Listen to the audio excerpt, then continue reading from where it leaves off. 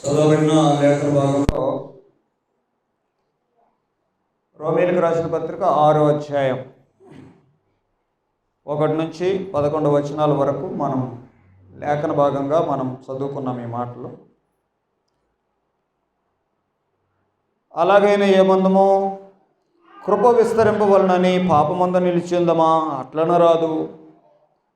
పాప విషయమై చనిపోయిన మనము ఇక మీదట ఎలాగు దానిలో జీవించుదుమో?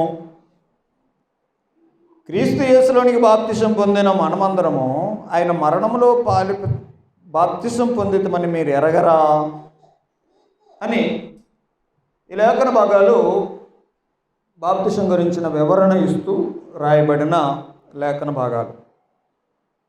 ఈ మధ్య ఒక సోదరి నన్ను అడిగింది, అయ్యా బాప్తిసం ఇవ్వాలయ్యా నాకు అని. నేను అన్నాను, మేము చచ్చిపోయిన వాళ్ళని సమాధి చేస్తామమ్మా అని అన్నా. ఆమెకు అర్థం కాలే ఆ మాట. చచ్చిపోయిన వాళ్ళను సమాధి చేస్తాము అని అన్నా. ఆమె కన్ఫ్యూజన్ ముఖంతో చూసింది. అప్పుడు నేను ఈ విషయాలు వివరించాను. బాప్తిసం తీసుకోవడం అని అంటే నేను ఆమెకు చెప్పినటువంటి ఉద్దేశం ఏంటంటే, పాత మనిషి చచ్చిపోతే వాళ్ళను సమాధి చేసే పని బాప్తిసం అని ఆమెకి నేను చెప్పాను. తర్వాత విషయాలన్నీ వివరించాను. ఇక ఆమెకి బాప్తిసం ఇవ్వాలి.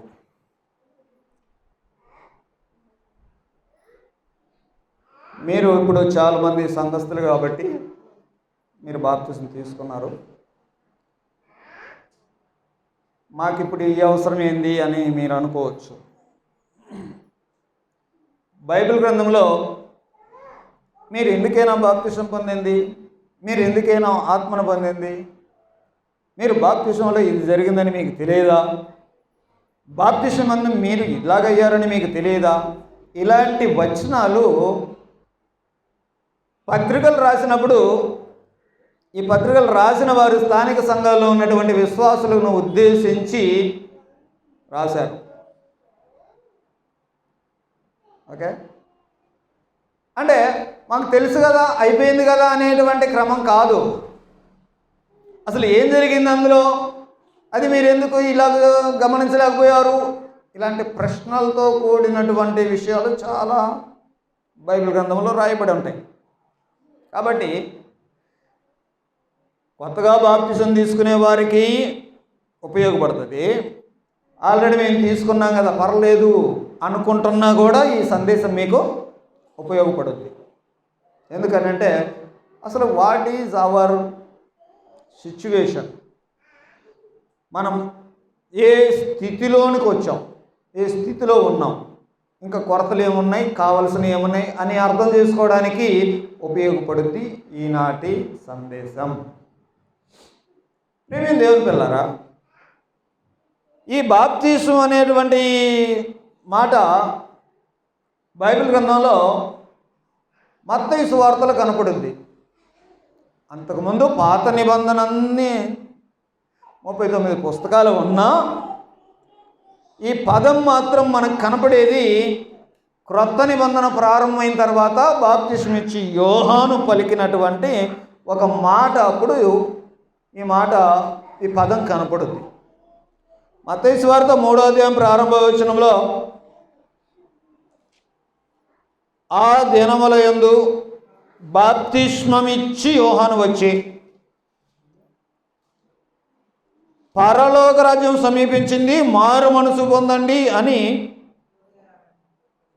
ప్రకటిస్తూ ఉన్నాడు. ఇప్పుడు ఆ పదం బాప్తిస్మం ఇచ్చు యోహాను. కొత్త నిబంధన దాకా, కొత్త నిబంధన ప్రారంభమయ్యేదాకా ఈ పదం ఏంటో కూడా చాలామందికి తెలియదు. మీరు అర్థం చేసుకోండి. పాత నిబంధనలో ఈ పదం లేదు. మరి యూదులకి, ఇశ్రాయేలు ప్రజలందరికీ వాళ్ళకి తెలుస్తుందా బాప్తిసం అంటే ఏంటో? తెలుసా? తెలియదు. క్రొత్త నిబంధన ప్రారంభమైనప్పుడు యెషయా గ్రంథం ద్వారా యెషయా ప్రవక్త ద్వారా చెప్పబడినటువంటి ప్రవచనాన్ని ప్రకారంగా యోహాను ప్రకటన చేస్తూ వస్తున్నాడు. ఈ యోహాను ఏం చేస్తున్నాడు అని అంటే బాప్తిస్మం ఇస్తూ ఉన్నాడు అనే మాటలు చూస్తాం. తర్వాత విషయాలన్నీ అతను చెప్తూ, నేను మీకు మారు మనసుకు తగినటువంటి బాప్తిస్మం ఇస్తున్నాను. అందరూ 6వ వచనం, తమ పాపములు ఒప్పుకొనుచు యోర్దాను నదిలో అతని చేత బాప్తిస్మం పొందుతూ వచ్చారు. అతడు పరిశీలిలో సద్దుకులు అనేకులు బాప్తిస్మం పొందవచ్చుడు చూచి వారిని గద్దిస్తూ వచ్చాడు. ఇలాగున యోహాను బాప్తిస్మం అనే ఈ ప్రక్రియను ప్రారంభించినట్టుగా చూస్తాం. బైబిల్ గ్రంథం కొత్త నిబంధనలో బాప్తిస్మం గురించిన వివరణని 2 దృష్టాంతాలుగా లేదా సాదృశ్యాలుగా చూపిస్తాను. ఒక మాట మనం చదివితే పేతురు రాసిన మొదటి పత్రిక 3వ అధ్యాయం 21వ వచనంలో, పేతురు రాసిన మొదటి పత్రిక 3వ అధ్యాయం 21వ వచనంలో, ఏమనగా 8 మంది నీటి ద్వారా రక్షణ పొందిరి, దానికి సాదృశ్యమైన బాప్తిస్మం ఇప్పుడు మిమ్మల్ని రక్షించుతున్నది. అదేదనగా శరీర మాలిన్యము తీసివేయుట కాదు కానీ యేసుక్రీస్తు పునరుద్ధాన మూలముగా దేవుని విషయము నిర్మలమైన మనస్సాక్షినిచ్చు ప్రత్యుత్తరమే. ఇక్కడ మనం చెప్తున్న మాట, 8 మంది రక్షించబడ్డారు, దానికి సాదృశ్యమైన బాప్తిస్మము అని అన్నాడు. ఆ 8 మంది సంగతి ఏదో మనకు తెలుసు. ఎవరు ఆ 8 మంది అని అంటే నోవహు కుటుంబ సభ్యులు. ఏమైంది వాళ్ళకి? ఎలా రక్షించబడ్డారు అని అంటే, దేవుని ఉగ్రతను బట్టి జలప్రలయం వచ్చింది. జలప్రలయంలో మనుషులందరూ నీళ్ళల్లో ఏమై చచ్చిపోయారు? పర్లేదు మాట్లాడండి. మునిగిపోయి చచ్చిపోయారు. నీళ్ళల్లో మునిగేసి చచ్చారు. అయితే వీళ్ళు కూడా చచ్చిపోవాల్సిన వాళ్ళే నీళ్ళల్లో. కానీ ఈ నీళ్ళల్లో నుండి వీళ్ళు బయటపడ్డారు. అందరూ నీళ్ళల్లో మునిగి చచ్చిపోతే వీళ్ళు ఏమైపోయారు? ఆ నీళ్ళల్లో నుండి బయటకు వచ్చేసారు. దానికి సాదృశ్యమైనదే బాప్తిస్మం అని అన్నాడు. చూడండి, బాప్తిస్మం అనేటువంటి పదం దాని మీనింగ్ ఎలాంటిదో వివరిస్తూ దానికి సాదృశ్యంగా నోవహు జలప్రలయాన్ని తెచ్చాడు. మునిగారు, చచ్చారు కొంతమంది, వీళ్ళేమో లేచొచ్చారు. దానికి సాదృశ్యమైనదే బాప్తిస్మం. అంటే బాప్తిస్మం కూడా అలాంటి యాక్టివిటీ ఉంటుంది అని అర్థం చేసుకోవచ్చు. ఇంకొక చోట కొరింథీయులకు రాసిన మొదటి పత్రిక 10వ అధ్యాయం 2వ వచనంలో,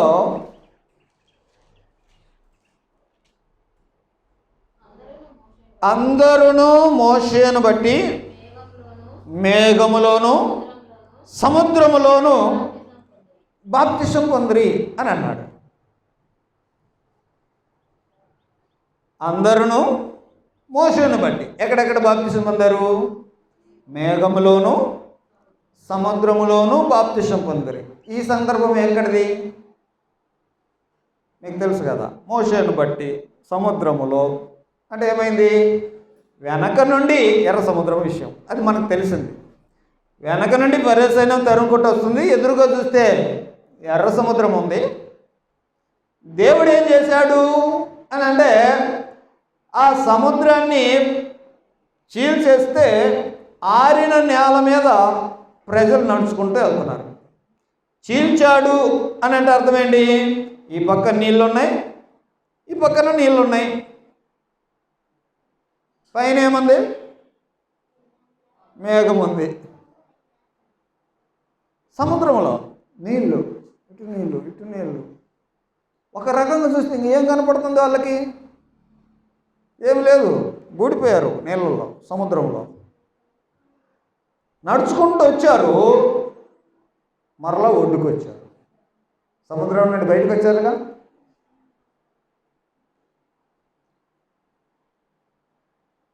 ఆ జరిగిన ఆ ఇన్సిడెంట్ని ఎర్ర సముద్రంలో ప్రజలు నడుచుకుంటూ వచ్చి ఆ సముద్రములో అటు నీళ్ళు ఇటు నీళ్ళు పైన మేఘం ఒక రకంగా పోడ్చబడ్డ స్థితిలోనికి వెళ్ళి ఆ సముద్రంలో నుండి ఒడ్డుకు వచ్చిన తర్వాత ఆ ఇన్సిడెంట్ని ఇక్కడ రాస్తున్న మాట ఏంటంటే, వాళ్ళు సముద్రంలో మేఘములో ఏం పొందారు? బాప్తిసం పొందారు అని. కాబట్టి బాప్తిసం అని అంటే మనకి ఒక పిక్చర్ అర్థమైంది.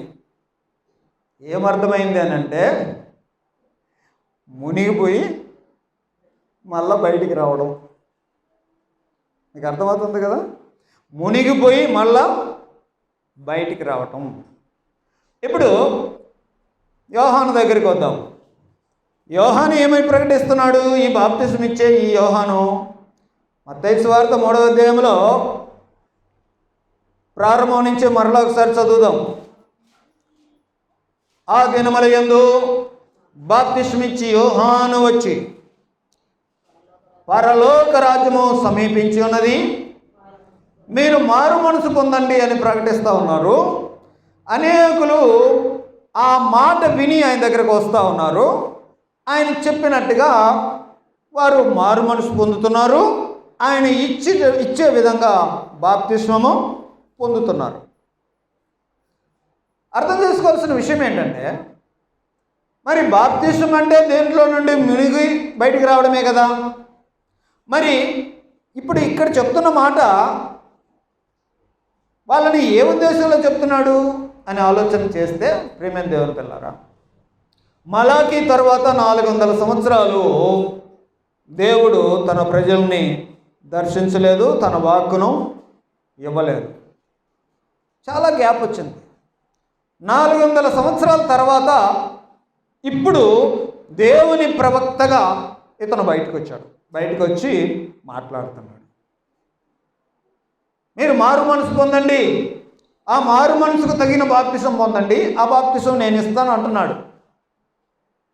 కొంతమంది మారు మనసు పొందకుండా ఆయన దగ్గరకు వచ్చి నేను తీసుకుంటాం అని వస్తే వాళ్ళను ఎవడరా నీకు బుద్ధి చెప్పింది అని గద్దించాడు.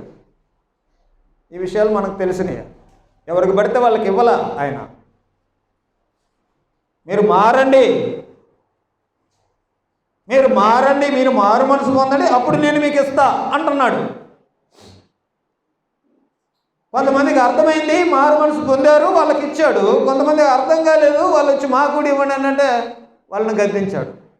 కొంతమంది అడిగాడు, మరి ఏంటి ఏం చేయాలని అంటే, పోయి ఈ పని చేయండి అని అన్నాడు. ఈ విషయాలన్నీ అక్కడ ఉన్నాయి. కాబట్టి మారు మనసుకు తగిన ఫలం ఫలించండి. మీరు ఏం చేస్తున్నారో ఆ విషయాల్లో మీ మారు మనసును చూపించండి, అప్పుడు నేను మీకు బాప్తిసం ఇస్తా అని అంటున్నాడు. ఇవన్నీ అర్థం చేసుకుంటే ప్రియమైన దేవుని పిల్లారా, బాప్తిసం అనేది ఒక రకంగా మునిగి చచ్చిన స్థితిలోనికి వెళ్ళి మళ్ళా కొత్తగా బ్రతికి రావటం. బాప్తిసం ఇచ్చే యోహాను యొక్క ఉద్దేశం ఏంటి అని అంటే, ఇప్పటిదాకా దేవుని సంగతులు, దేవుని మాటలు మీకు ప్రత్యక్ష కాపరచబడలేదు, ఏ ప్రవక్త మీతో మాట్లాడలేదు, మీకు గ్యాప్ వచ్చింది. ఇదిగో ఎందుకు మారమంటున్నాడు అని అంటే రీజన్ ఉంది. ఎందుకు మారమంటున్నాడు? మారు మనసు పొందండి, నేను మీకు మారు మనసుకు తగిన బాప్తిసం ఇస్తాను అని అంటున్నాడు. ఎందుకు అంటున్నాడు? ఎందుకు మారాలంట?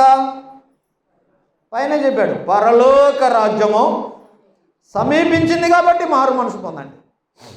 ఆ పరలోక రాజ్యం సమీపిస్తుంది కాబట్టి మీరు ఉన్నది ఉన్నట్టుగా కాదు, మీరు మారండి. పరలోక రాజ్యము పరిశుద్ధమైన రాజ్యము, పరిశుద్ధుని రాజ్యము, దైవ సంబంధమైన రాజ్యము, దేవునికి సంబంధించిన రాజ్యం అది దగ్గరికి వచ్చింది. కాబట్టి మీ పాప జీవితం, రోత జీవితం, మీ యొక్క వ్యతిరేక జీవితం, అవిధేయ జీవితం, అవిశ్వాస జీవితం అలా కాదు. పరలోక రాజ్యాన్ని ఎదుర్కోవాలని అంటే మీకు ఒక క్లీన్ స్టార్ట్ కావాలా? మీకు క్లీన్ స్టార్ట్ కావాలా? మంచి ప్రారంభం కావాలా? దాని కొరకు మీకు బాప్తిస్మం ఇస్తాను. వాస్తవానికి ఆ బాప్తిస్మము పాపక్షమాపణ బాప్తిస్మం కాదండి, ఆయన ఇచ్చింది కదా, మనకు తెలిసిందే. ఆ బాప్తిస్మం తీసుకుంటే పాప క్షమాపణ రాదు. కాకపోతే ఆ పరలోక రాజ్యానికి పాప క్షమాపణ పొంది పోవాలి కదా, దాని కొరకు సిద్ధపాటు చేయడానికి ఒక క్లీన్ స్టార్ట్ కావాలి మీకు అని ఏర్పాటు చేసినటువంటిది బాప్తిస్మం. బాప్తిస్మము ఒక మంచి క్లీన్ స్టార్ట్ కావాలి. నేను మొదట్లో ఒక సహోదరి ఇలాగ అడిగింది అని చెప్పాను. తనలాంటి అభిప్రాయమే అందరికీ ఉంటుంది దాదాపు. నేను ఇక మీదట బాగుండాలి, ఉండదా? అనిపిదా? ఎవరికి అనిపిదా? అందరికీ అలాగ. ఇంతకు ముందులాగా నేను ఉండగలను, బెటర్గా ఉండాలి, బాగుండాలి, పరిశుద్ధంగా ఉండాలి, మంచిగా ఉండాలి. నేను ఒక బెటర్ లైఫ్ స్టార్ట్ చేయాలి, ఇంతకు ముందులాగా ఉండకూడదు. నేను ఒక మంచి ప్రారంభం చేయాలి, మంచిగా వెళ్ళాలి, బాగా ఎదగాల. ఇలాగన ఆత్మీయమైనటువంటి విషయాల్లో నేను ఇక మీద పరిశుద్ధంగా ఉండాలి. ఈ లైఫ్ కాదు, నేను పరిశుద్ధంగా ఉండాలి, నేను దేవునికి భయంకరంగా ఉండాలి. ఇలాంటి కోరిక ప్రతి మనిషిలో ఉంటుంది, ప్రతి మనిషిలో ఉంటుంది. దాన్ని కోరుకుంటాం. ఆ కోరికను దేవుని దగ్గర ఎలా నెరవేర్చుకోవాలో ఇప్పుడు మనం నేర్చుకుంటాం. ఇప్పుడు అదే కదా కోరిక. పరలోక రాజ్యం సమీపించింది, ఎవరెవరికి కావాలి? రండి అంటున్నాడు యోహాను. మీకు అర్థమవుతుందా? రండి. ఎవరెవరు వస్తారు? ఎవరెవరు వస్తారు? ఇష్టమైన వాళ్ళు వస్తారు. మీకు అర్థం కావాలి కదా. నేను బాగుండాలా, నేను నా జీవితంలో పరిశుద్ధంగా ఉండాలా. ఓ దేవుడు, పర సంబంధమైన విషయాలు నేను అట్లా ఉండాలా, ఇప్పుడు వెళ్తున్న మార్గం బాగలేదు, కరెక్ట్ లేదు, నేను అలా వెళ్ళాలి, అలా వెళ్తాను అని ఎవరైతే ఇష్టపడతారో వాళ్ళు ముందుకు వస్తారు. అంతేగాని ఆయన పిలిచాడు కదా అని ప్రజలందరూ పోతారా? ఇక్కడ సువార్త చెప్తున్నాము కదా అని ప్రజలందరూ మారుతారా? కానీ కోరిక ఉంటుంది. కోరిక అందరిలో ఉంది, కానీ ఆ క్లీన్ స్టార్ట్ చేసేవాళ్ళు తక్కువ మంది ఉంటారు. ప్రభు నమ్ముకునే వాళ్ళు చాలామంది ఉంటారు, యేసు దేవుడు అని నమ్ముకునే వాళ్ళు చాలామంది ఉంటారు, క్రైస్తవులు అయ్యేవాళ్ళు చాలామంది ఉంటారు. కానీ ప్రారంభం సరిగ్గా చేసుకునే వాళ్ళు స్థిరంగా ఉంటారు. ప్రారంభం ఎలాగ క్లీన్ స్టార్ట్ అవుద్ది అని అంటే, యోహాను చేసిన పనే ఉన్నదాన్ని కడిగి పెట్టాలండి, పాతదాన్ని పాతి పెట్టాలండి, కొత్త స్టార్ట్ చేయాలండి. ఇదే అని చెప్పింది బాప్తిస్మం అంటే. రెండు సాదృశ్యాలు మనం చూసాం, మరలా జ్ఞాపకం చేశానా? ఉన్నోళ్ళందరూ చచ్చిపోయారండి, ఆ దాంట్లో నుండి బయటకు వచ్చిన వాళ్ళు 8 మంది అండి. ఇంకొక సాదృశ్యం చెప్పాం, సముద్రంలో అందరూ మునిగిపోయారండి, మళ్ళీ బయటకు వచ్చారండి. బాప్తిస్మం అనేది ఉన్న దాంట్లో నుండి బయటికి రావడం. కొన్ని పదాలు బైబిల్ గ్రంథంలో రాశాడు. మార్కు సువార్త 7వ అధ్యాయంలో, మార్కు సువార్త 7వ అధ్యాయం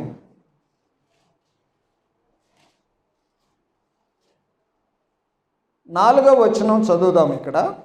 మరియు వారు సంత నుండి వచ్చినప్పుడు నీళ్లు చల్లుకుంటేనే కానీ భోజనం చెయ్యరు, ఇదియుగాక గిన్నెలను, కుండలను, ఇత్తడి పాత్రలను నీళ్లలో కడుగుట మొదలగు అనేక ఆచారములను వారు అనుసరించడి వారు. ఇక్కడ నంబర్స్ ఉన్నాయి.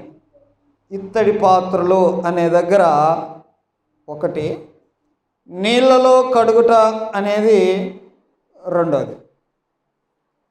ఈ రెండో పదానికి వాడబడిన పదం ఏంటి? మీనింగు ఇత్తడి పాత్రల బాప్తిస్మములు అని. ఇప్పుడు మీరండి, బాప్తిస్మం అంటే ఒక విధంగా మీనింగ్ ఏమర్థం చేసుకోవచ్చు అని అంటే, ఇత్తడి పాత్రలు ఏం చేస్తున్నారు? కడగటం. క్లీన్ స్టార్ట్ అన్నానే, పాత జీవితాన్ని కడుక్కుంటే కొత్తది వస్తుంది, అది అప్పుడు క్లీన్ స్టార్ట్ అవుద్ది. కడగటం గురించిన పదాన్ని ఒక రకంగా కడుగుతారు. ఎలా కడుగుతారు? కడగడం అంటే మీకు తెలుసుగా, అంట్లు కడుగుతుంటారు. అంట్లు కడగడం అంటే తోమేసి నీళ్ళల్లో ముంచేసి బయటికి తీస్తారు వాటిని. ఆ పాత్రను నీళ్ళతో ఒక రకంగా ముంచేస్తారుగా, చుట్టూ కడిగేసి. అది ఒక మీనింగ్. ఇంకొక పదాన్ని హెబ్రీలకు రాసిన పత్రికలో చదువుదాం. హెబ్రీలకు రాసిన పత్రిక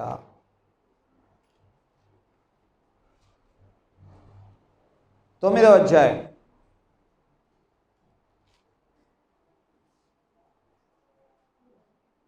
10వ వచనం. ఇవి దిద్దుబాటు జరుగు కాలం వచ్చే వరకు విధింపబడి అన్నపానముల్లోనూ నానా విధములైన ప్రక్షాళనములతోనూ సంబంధించిన శరీరాచార సూత్రాలు అని అన్నాడు. ఇక్కడ ప్రక్షాళనము అనే పదం దగ్గర నంబరు 1 వేశాడు. ఫుట్ నోట్లో దాని ఆ మీనింగ్ రాస్తాడు. ఏం రాశాడు అక్కడ? బాప్తిస్మం. అంటే బాప్తిస్మాన్ని ఎలా అర్థం చేసుకోవచ్చు అంటే, ఇందాక చదివిన మాటను బట్టి కడగటము, ఇప్పుడు చదివే ఈ మాటను బట్టి ప్రక్షాళన చేయటం. ప్రక్షాళన చేయడం అంటే మీలో కొంతమంది తెలియచ్చు, తెలియకపోవచ్చు. ఒక రకంగా మీనింగ్ అయితే తెలుసు కదా. ప్రక్షాళన చేయడం అని అంటే ఉన్నాయన్నీ తీసేసి ఒక క్లీన్ స్టార్ట్ చేయటం.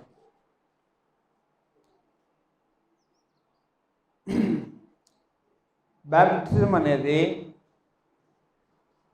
గ్రీక్ పదంలో, బ్యాప్టిజో అనే గ్రీక్ పదం నుండి ఇవన్నీ వచ్చాయి. వీటి యొక్క ఉద్దేశం ఏంటి? వీటి మీనింగ్ ఏంటి అని అంటే,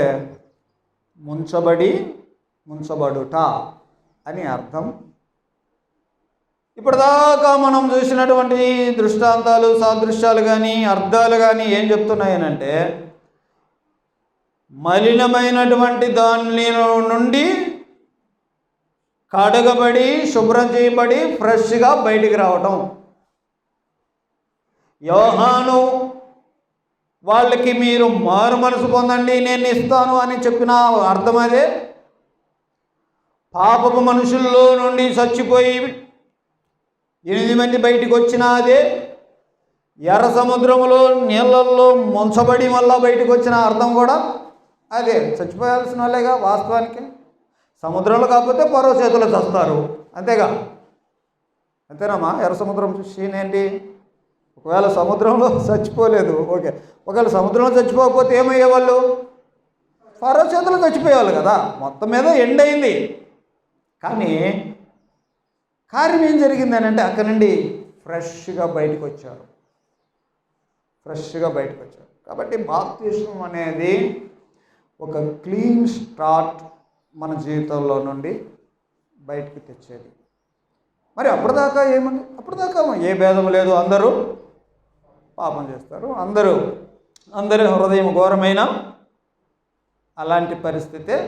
మన నుండి సుగంధం ఏమీ రాదు కానీ దేవునికి దుర్గంధమే వస్తుంటుంది. అందరి పరిస్థితి అదే.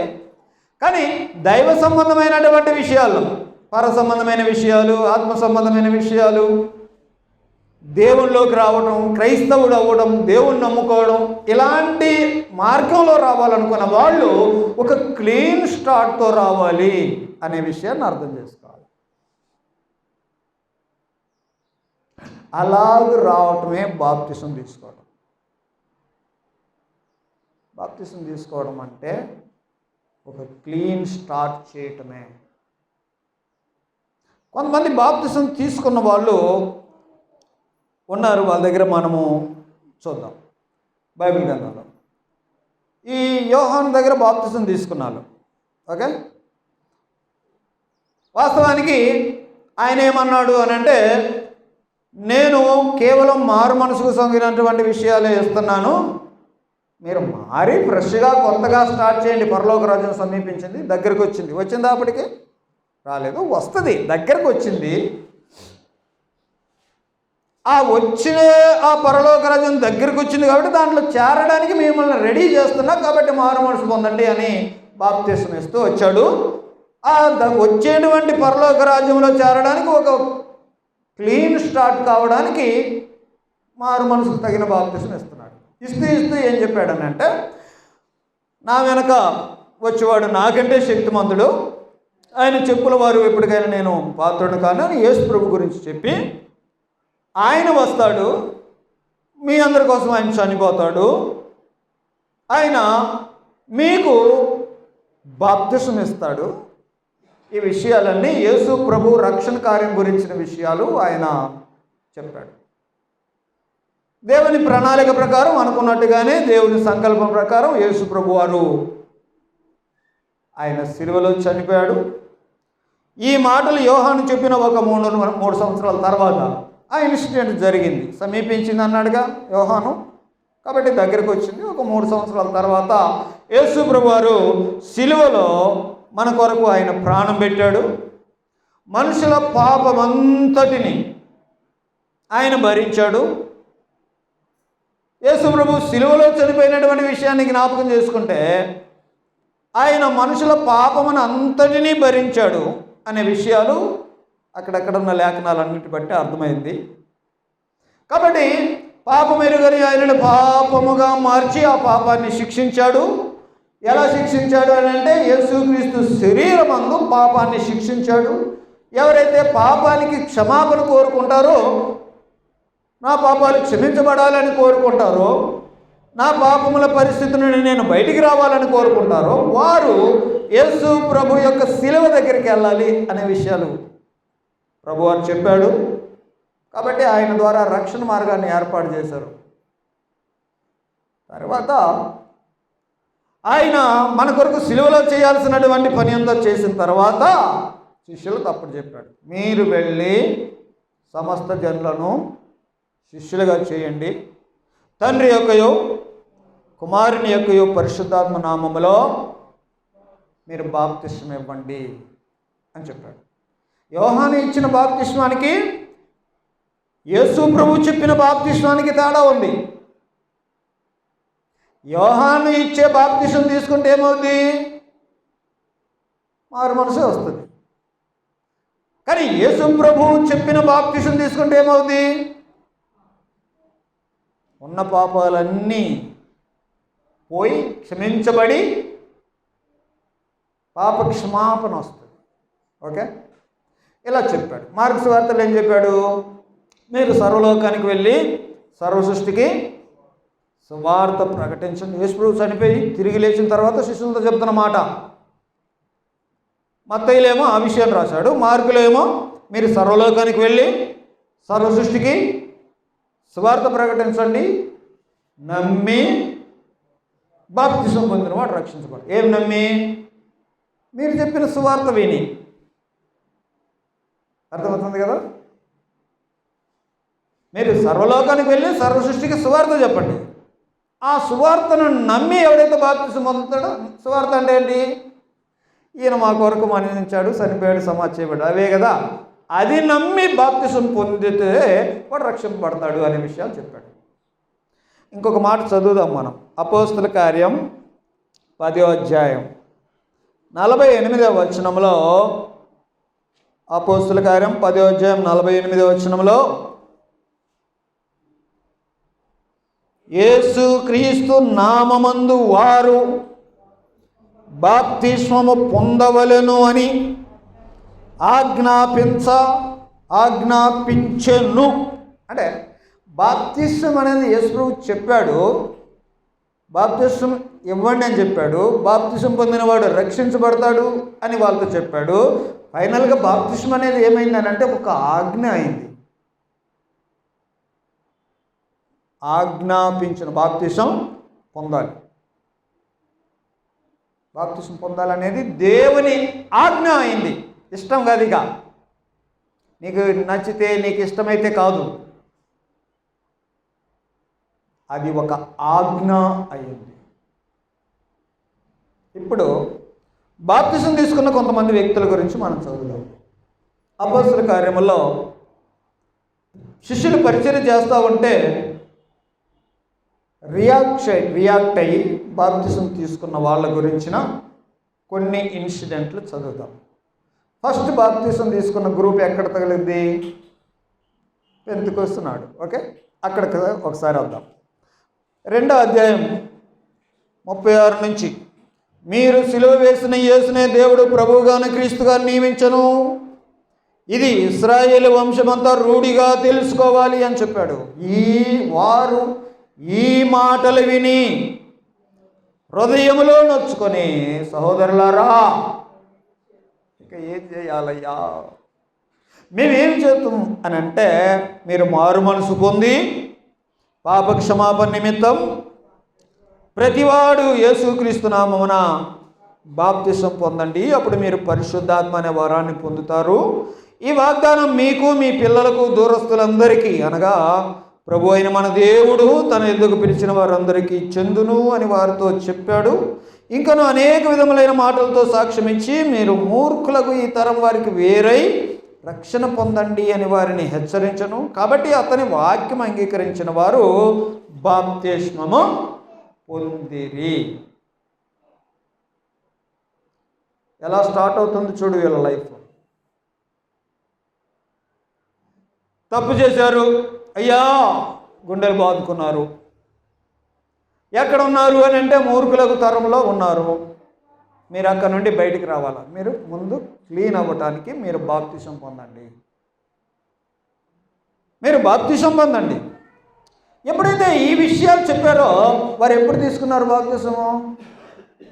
ఎప్పుడు తీసుకున్నారు బాప్తిసం?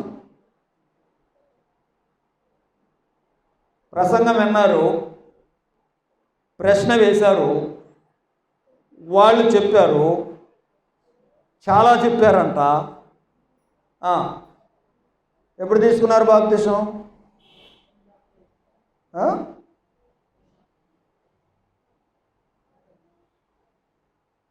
ఏముందో ఇక్కడ 41వ వచనం. కాబట్టి వాక్యం అంగీకరించిన వారు బాప్తిసం పొందారు. అంటే ఏ రోజు బాప్తిసం పొందారు?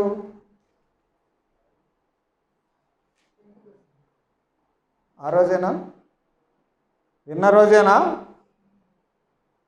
లేకపోతే 3-4 సంవత్సరాలు వెయిట్ చేసి బాగా మారి అన్నీ మార్చుకున్న తర్వాత బాప్తిసం తీసుకున్నారా? మీరు అర్థం చేసుకోండి. ఈనాడు మనకున్న ఒక టెంప్టేషన్ ఏంటంటే బాప్తిసం తీసుకోవడానికి కూడా టైం తీసుకుంటున్నారు. ఏంటంటే వీళ్ళకంత సెట్ కావాలంట. ఏం సెట్ కావాలా? మానుకోవాల్సినవన్నీ మానుకొని, అన్నీ శుభ్రం చేసుకొని, అన్నీ కడిగి, అన్నీ నువ్వు కడుక్కునేదైతే బాప్తిసంలో కడగబడేది ఏముంటుంది? నీకు అర్థమవుతుందా? బాప్తిసం అనే పదానికి ఇందాక కొన్ని అర్థాలు మనం చూసాం. దాని గురించి మళ్ళా వద్దాం. తీసుకున్న వాళ్ళ రియాక్షన్ ఏంటి అంటే, క్లీన్ స్టార్ట్ ఇలా కావాలి, దాని కొరకు బాప్తిసం తీసుకోవాలి అని చెప్తున్నానే, ఆ అంశంలో ఉండండి. ఇప్పుడు వీళ్ళు 3000 మంది ఆ రోజు వచ్చారు. అప్పటిదాకా వాళ్ళు ఇష్టానుసారంగా వాళ్ళు బ్రతుకుతూ ఉన్నారు. ఇప్పుడైతే సమాచారం వాళ్ళకి అర్థమైందో, ఇక నుంచి వాళ్ళు దేవుని వైపుకు నడవాలనుకుంటున్నారు, దేవుని మార్గంలో నడవాలనుకుంటారు, దేవునికి ప్రియులుగా, దేవునికి ఇష్టలుగా నడవాలనుకుంటున్నారు. కాబట్టి ఆ విధంగా నడవడానికి వాళ్ళ జీవితాలు క్లీన్ కావాలా? క్లీన్ కావడానికి చెప్పిన మాట, మీరు బాప్తిసం పొందండి, క్లీన్ స్టార్ట్ చేసుకోండి. ఒక మాట ఉంటుంది, ప్రారంభం బాగుంటే ముగింపు ఎలాగుంటుంది? బాగుంటుంది. ప్రారంభం బాగలేకపోతే ముగింపు ఎట్లుంటుంది? అసలు వాడి ప్రారంభమే బాగలేదురా కదా. మరి క్రైస్తవ జీవితాన్ని సరిగ్గా ముగించాలంటే ప్రారంభం ఎలాగ ఉండాలా?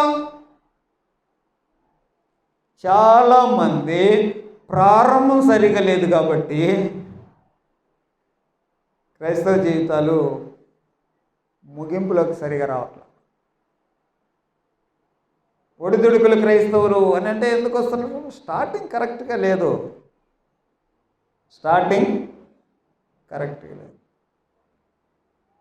మారు మనసు పొందడం అంటే చాలామంది అనుకుంటారు,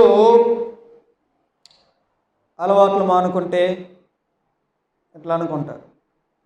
ఏదో నువ్వు 4 మానుకుంటే మారు మనసు అని కాదు. అసలు నీ వేను మార్చడమే, నీ దారి మార్చటం. నువ్వు వెళ్తున్న మార్గం కాదు, పరలోక రాజ్యం సమీపించి దాని కొరకు వెళ్ళండి. అది మానుకున్నాను, ఇది మానుకున్నది అంటే సింపుల్ మ్యాటరే అది. మానుకోవడం అనేది బుద్ధి పుడితే మానుకోవచ్చు, బుద్ధి పుట్టకపోతే కొనసాగించవచ్చు. అవునా కదా? కొన్ని మానుకోవడం ఏం పెద్ద మ్యాటరా? మానేసేయచ్చు. నా దగ్గర ఒక అలవాటు ఉంటే నా భార్య కోసం మానేసా.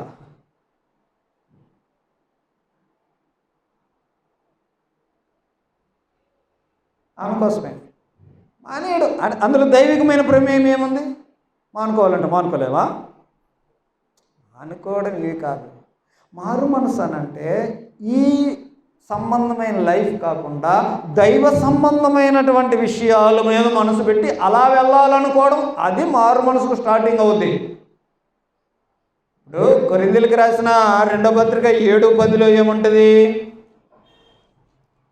2వ పత్రిక 7:10 దైవ చిత్తానుసారమైన దుఃఖము రక్షణార్థమైన మారు మనసును కలుగజేస్తుంది కదా. సో మారు మనసు ఒక దైవ చిత్తానుసారమైన దుఃఖం ఉంటేనే మారు మనసు వస్తుంది. మా భర్త కొట్టిండు అని నువ్వు దుఃఖిస్తే రాదు, లేకపోతే నా డబ్బులన్నీ పోయినాయే అని దుఃఖించినంత మాత్రం మారు మనసు రాదు. మారు మనసు ఏ విషయమైన దుఃఖంతో వస్తుంది? ఒక దైవ చిత్తానుసారమైన దుఃఖం. ఇప్పుడు మారు మనసు అనేది మీరు గుర్తుపెట్టుకోవాలి, మరలా చెప్తున్నా ఈ మాట. దైవ సంబంధమైన నడవడికలోనికి నడవాలి, దేవుని మార్గంలో నడవాలి, దేవుని వైపు తిరగాలి, పరిశుద్ధుడిగా ఉండాలి, దైవ చిత్తానుసారంగా బ్రతకాలి, నా జీవితానికి ఆత్మీయంగా కొనసాగాలి. ఈ తలంపులో వస్తే మారు మనసు అవుతుంది. కాబట్టి స్టార్టింగ్ క్రైస్తవులు అవ్వాలంటే స్టార్టింగ్ పాయింట్ చూడండి. ఇప్పుడు ఇది అర్థమైన వాళ్ళు ఏం చేశారు అని అంటే, పెంతెకొస్తు నాడు ప్రసంగం విన్నారు, స్టార్ట్ చేశారు. ఒక క్లీన్ స్టార్ట్ కావాలా. 3000 మంది చేర్చబడిరి. ఏదైతే యోహాను చెప్పాడు, పరలోక రాజ్యం సమీపించింది అని చెప్పాడు కదా, ఆ రాజ్యంలోకి వీళ్ళు చేర్చబడ్డారు. స్టార్టింగ్ అలా చేర్చబడటానికి క్లీన్ అయ్యారు. ఫస్ట్ ఒక క్లీన్ స్టార్ట్ చేసుకున్నారు, వెళ్ళారు. అర్థమైతే చాలు, ప్రభు నన్ను క్లీన్ చేయి అని సిద్ధపడ్డారు, వెళ్ళారు. ఇంకొక వ్యక్తిని చూద్దాం. అపోస్తలుల కార్యములు 8వ అధ్యాయములో 26వ వచనం నుండి. ఇక్కడ నపుంసకుడు కనపడతాడు. నపుంసకుడు 27వ వచనంలో, ఐథియోపియుల రాణి అయిన కందాకే క్రింద మంత్రి అయి ఆమె యొక్క ధనాగారం అంతటి మీదనున్న ఐథియోపియుడైన నపుంసకుడు ఆరాధించుటకు యెరూషలేముకు వచ్చాడు. అతడు తిరిగి వెళ్ళుచు తన రథం మీద కూర్చుండి ప్రవక్త అయిన యెషయా గ్రంథం చదువుతున్నాడు. అప్పుడు ఆత్మ ఫిలిప్పుతో, నీవు ఆ రథం దగ్గరికి పోయి దాన్ని కలుసుకోమని చెప్పాడు. ఫిలిప్పు దగ్గరికి పరిగెత్తుకొని పోయి అతడు ప్రవక్త అయిన యెషయా గ్రంథం చదువుతుండగా విని, నువ్వు చదువుతుంది గ్రహించావా అని అడిగాడు. అతడు, ఎవడైనా నాకు త్రోవ చూపుకుంటే నేను ఎలా గ్రహిస్తా అని అతను అన్నాడు. రథం ఎక్కి తనతో కూర్చుండమని ఫిలిప్పును వేడుకొన్నాడు. అప్పుడు లేఖనంలో ఉన్నటువంటి విషయాలను బట్టి అతను చెప్పాడు. 34. అప్పుడు నపుంసకుడు, ప్రవక్త ఎవరి గురించి ఇలాగ చెప్తున్నాడు? తన గురించా వేరొకరిని గురించా? దయచేసి నాకు చెప్పు అని ఫిలిప్పుని అడిగాడు. అప్పుడు ఫిలిప్పు నోరు తెరిచి ఆ లేఖనములను అనుసరించి ఉన్న యేసుని గురించిన వర్తమానం చెప్పాడు, సువార్త ప్రకటించాడు.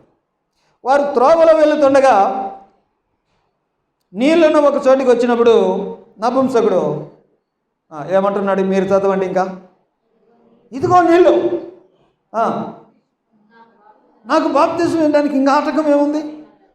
నిలుపు రథాన్ని నిలుపు అని ఆజ్ఞాపించాడు. ఫిలిప్పు నపుంసకుడు ఇద్దరును నీళ్ళలోకి దిగారు. అంతటా ఫిలిప్పు అతనికి బాప్తిస్మము ఇచ్చాడు. ఈరోజు ఇతను ఏ రోజు తీసుకున్నాడు బాప్తిస్మం? ఆ రోజేగా.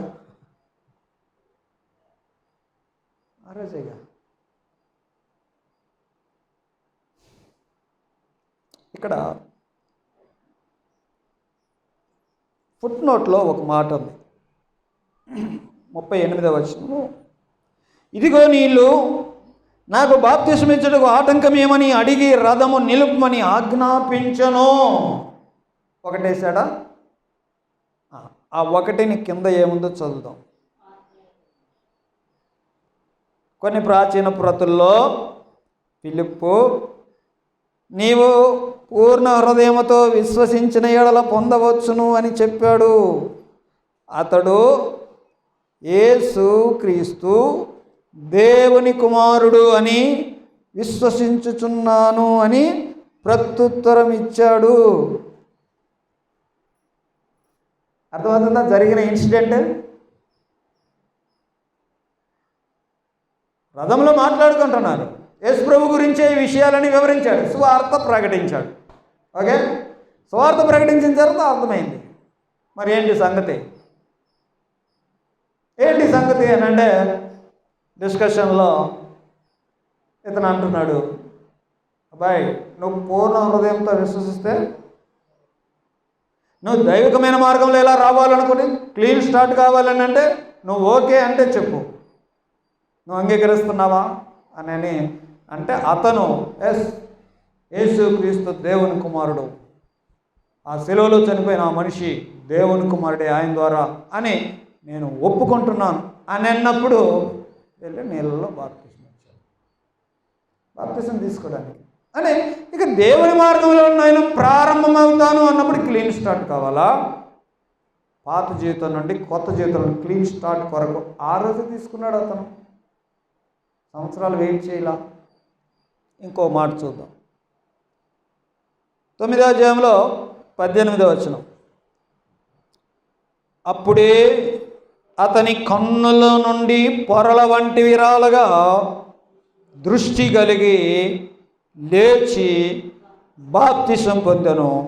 తర్వాత ఆహారము పుచ్చుకొని. ఎవరితను? పౌలు.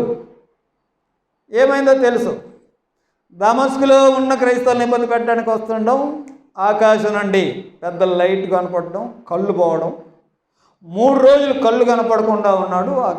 ఒకళ్ళ ఇంట్లో ఉన్నాడు. ప్రభు అననీయ అనేటువంటి ఒక శిష్యునికి చెప్తే శిష్యుడు ఏదో సందిగ్ధం సరే మొత్తం మీద వచ్చాడు, కలిశాడు, సౌలా సహోదరుడా విషయాలు మాట్లాడాడు. అప్పుడు యేసు ప్రభు ప్రస్తావన, సువార్త ప్రస్తావన వచ్చింటుంది. అప్పుడు అతను ప్రార్థన చేశాడు, ఈ పొరలు రాలిపోయినాయి, లేచి బాప్తిసం పొందాడు.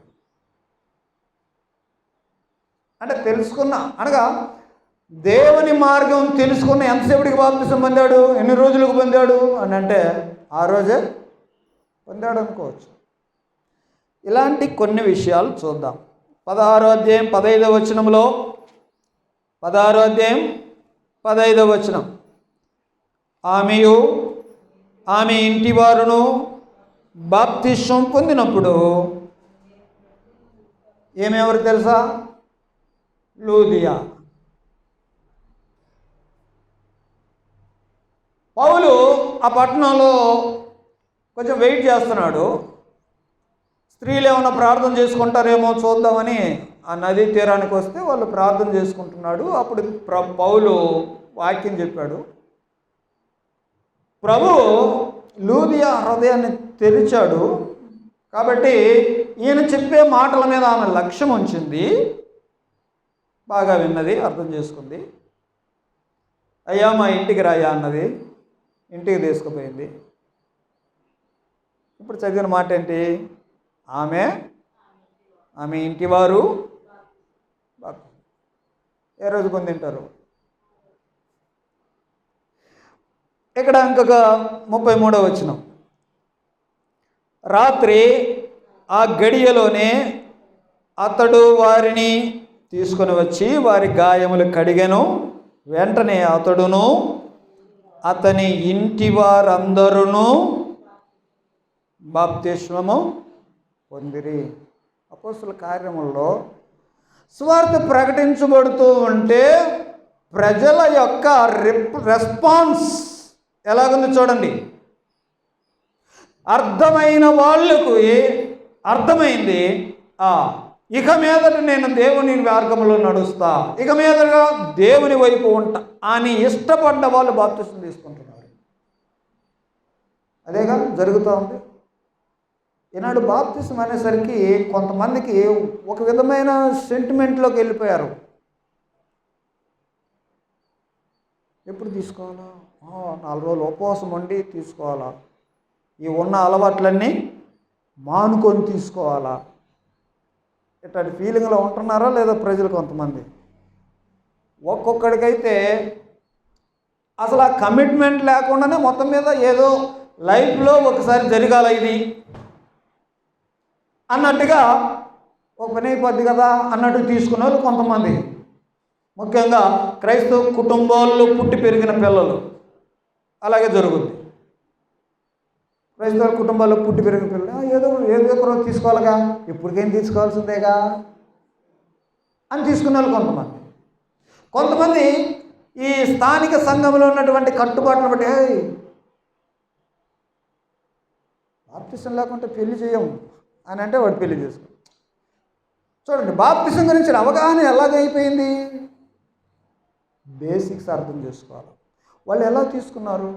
వాళ్ళకి విషయం అర్థమైనప్పుడు ఇక మీదట నేను ఇలాగుంటాను, ఇక మీదట వేరే మార్గంలో వెళ్తాను, కాబట్టి ఒక క్లీన్ స్టార్ట్ కావాలి, నా పాత జీవితం పాప జీవితం దాన్ని కడిగేసుకొని ఫ్రెష్గా దేవుని దగ్గరికి వెళ్ళాలి, పరిశుద్ధపరచబడి పరిశుద్ధమైన మార్గంలో ఉండాలి అని ఇష్టపడి బాప్తిసం తీసుకున్న వాళ్ళు బైబిల్లో చదివిన వాళ్ళందరూ వీళ్ళు.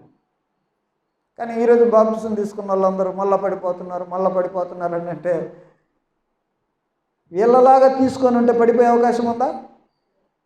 మీరు చెప్పండి.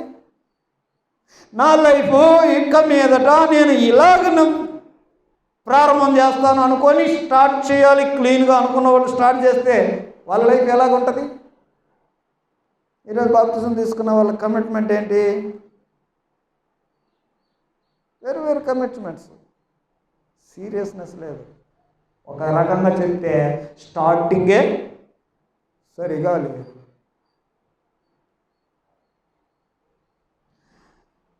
దేవుని పిల్లరా, ఈ బాప్తిసంలో ఏం జరుగుతుంది, ఏం జరిగేది కొన్ని విషయాలు మనం చూస్తే, ఇప్పుడు చూడండి, రోమీలకు రాసిన పత్రికలో మనం చదివాం, రోమా 6లో బాప్తిసంలో యాక్చువల్గా ఏం జరుగుతుంది అని అంటే, నువ్వు నీళ్ళల్లో నుండి బయటికి రావటం అనేది ఏదో 3 ముడకలేసి రావటం అని కాదు. నువ్వు ఏదైతే స్వార్థ విన్నావో, ఏ స్వార్థ విన్నావు?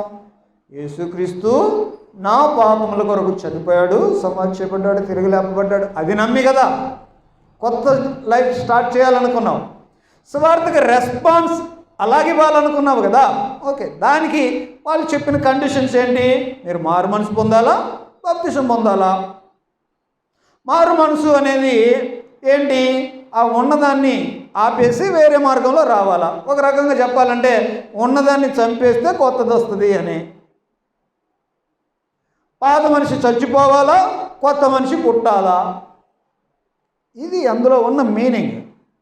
పాత మనిషి ఎలా చనిపోతాడు అని అంటే, యేసు ప్రభు నా పాపముల కొరకే చనిపోయాడు, పాపిగా ఉన్న నేను చచ్చిపోతాను, ఇక మీదట చచ్చాను.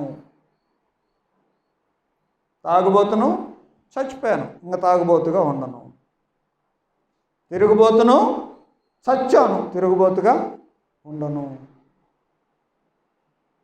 మోసకారిని, చచ్చాను, ఇక మీదట మోసముగా ఉండను. ఇది కదా చావడం అంటే.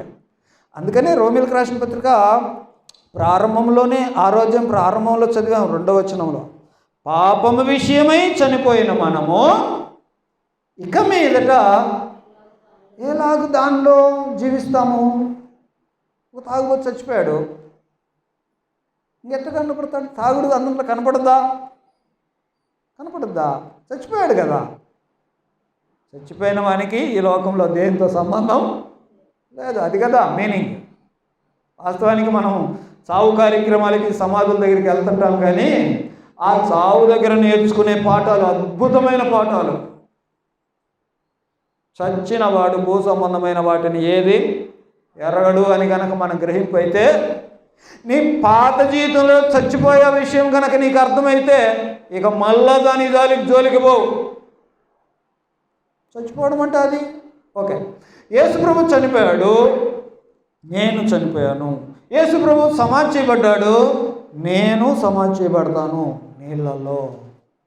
యేసు ప్రభు తిరిగి లేపబడ్డాడు, నేను లేస్తాను.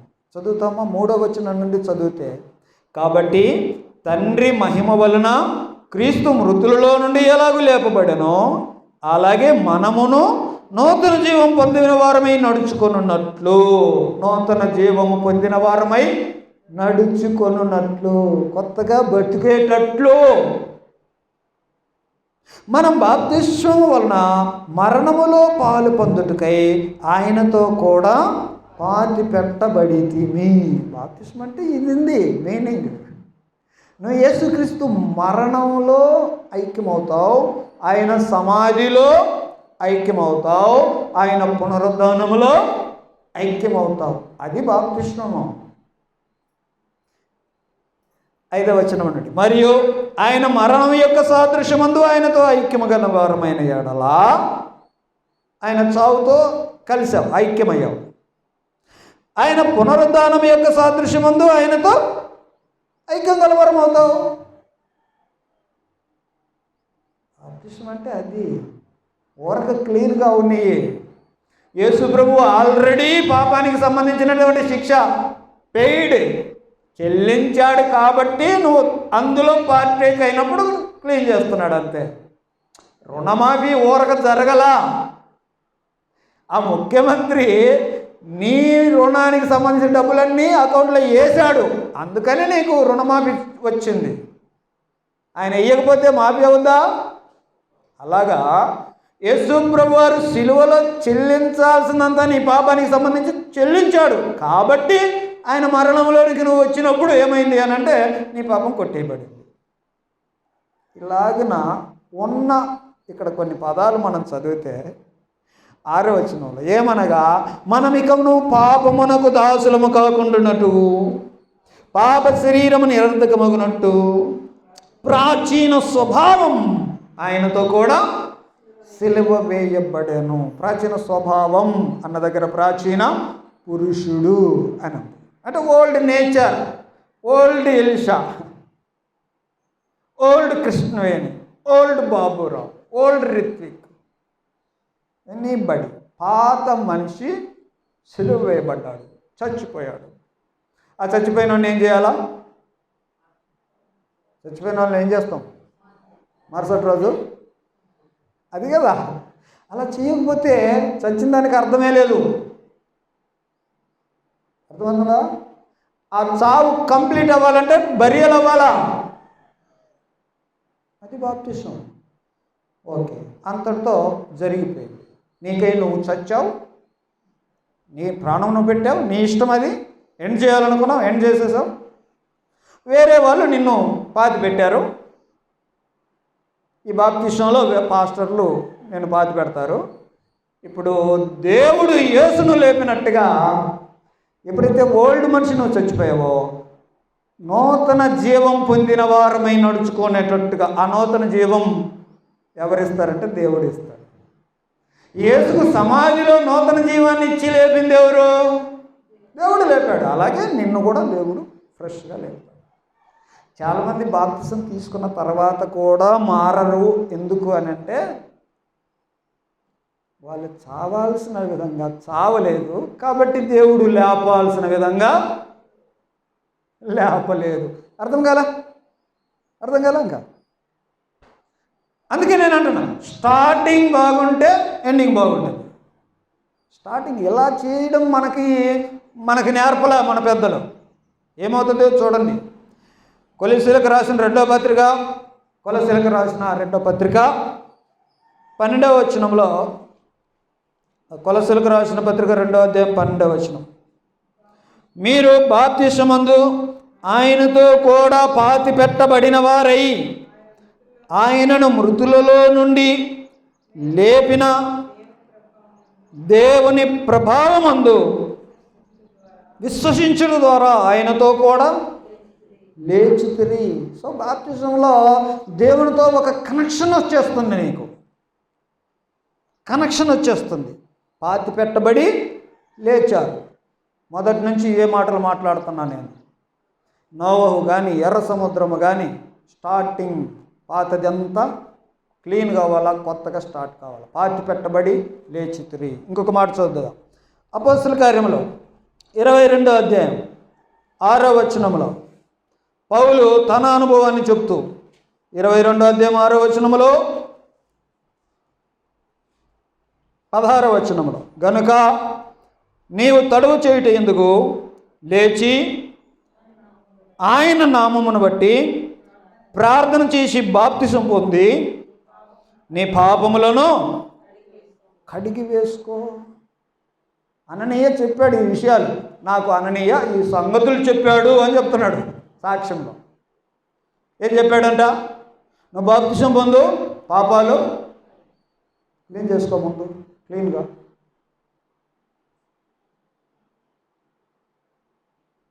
బాప్తిసం అంటే ఒక క్లీన్ స్టార్ట్ అనేది అర్థం చేసుకోవాలి. అంతేగాని ఎప్పుడో ఉపవాసాలు ఉండి బాగా పరిశుద్ధునిగా తయారై అప్పుడు తీసుకునే ఆ క్రమం బైబిల్ గ్రంథం చెప్పలేదు. నీకు సువార్త కరెక్ట్గా అర్థమైతే, సరైన మారు మనసు అంటే నీ ఓల్డ్ లైఫ్ని, పాత స్వభావాన్ని ఎండ్ చేయడం కనుక నీకు ఇష్టమైతే, న్యూ లైఫ్ స్టార్ట్ చేయడానికి దేవునికి ఇష్టమే. క్లీన్ స్టార్ట్ చేయడం తెలుసుకుంటే ఇక లైఫ్ అంతా క్లీన్గా ఉంటాం.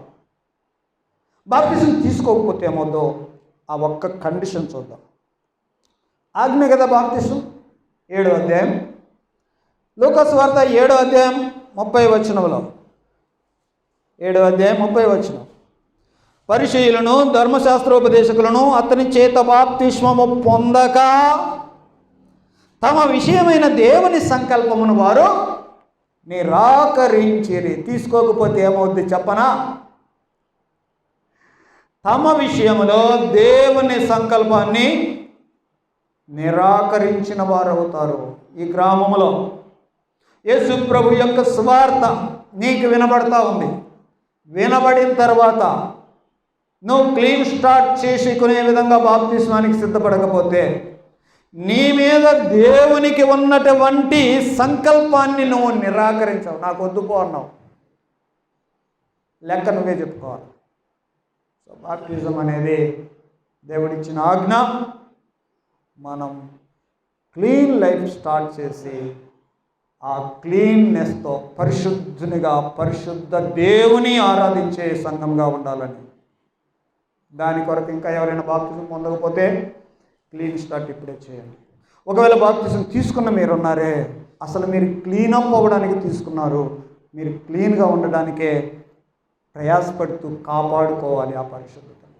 అలాగ ఉండటానికి దేవుడు మనకు సహాయం చేయను గాక. ప్రార్థన చేసుకుందాం.